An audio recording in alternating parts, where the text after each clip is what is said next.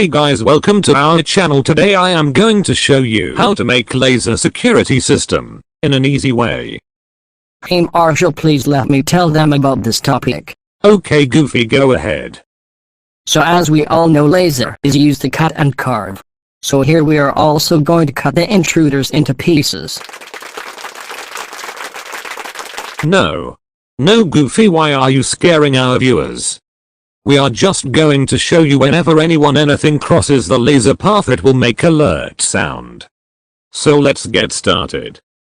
For this you will need a transistor BC547 resistor 1K and LDR, a buzzer and a LED. Transistor first leg is collector, second is base, third is emitter. Connect buzzer positive to the emitter of transistor. Then connect LED in parallel to the buzzer. Then connect LDR one leg to base, second leg to negative of buzzer. Then connect resistor to transistor base and collector. Then connect battery wires negative to buzzer and positive to collector of transistor. Here we have connected the battery, so let's test it.